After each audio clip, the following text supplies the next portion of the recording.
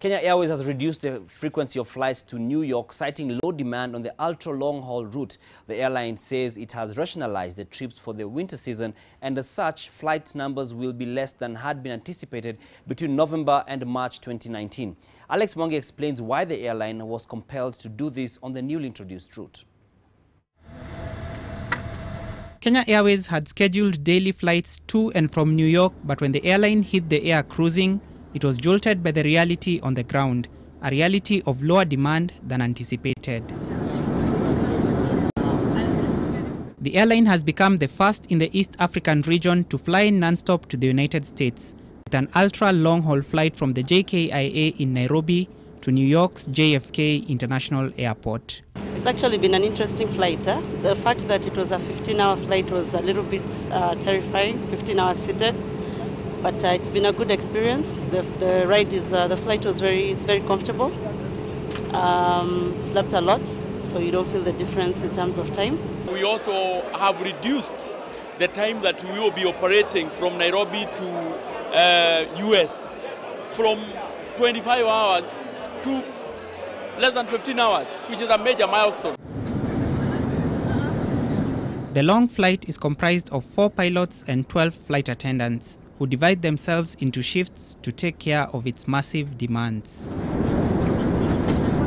The Boeing 787 Dreamliner requires 85 tons of fuel to make a one-way trip. It is these demands, coupled with the glacial pace of awareness among the citizens of Northern America, that has made the airline scale back on the frequency of its flights. Following the launch of the inaugural non-stop flight from Nairobi's JKIA to JFK International Airport here in New York, a number of forums have been kicked off not only to celebrate the event, but to have the Kenyan delegation from the government as well as the private sector meet businessmen from the US. We need to market Kenya Airways now so that this direct flights can be sustained. It has potential to profoundly transform the Kenya-US relations by pushing for activities that create jobs, but most importantly, by connecting the East African coast to the United States. Yet we have a Goa with almost 6,200 lines. We've only exploited about 20 lines. So can you imagine what this will do in terms of those other lines that are not exploited? Just tell us the reason why you opted for this particular flight as opposed to any other option.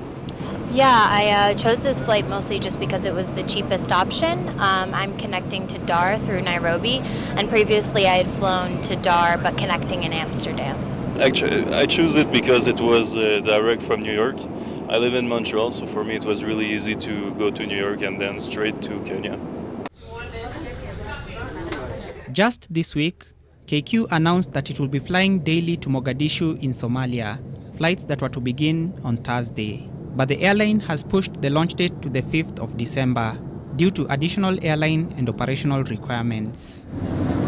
Mwangi, NTV.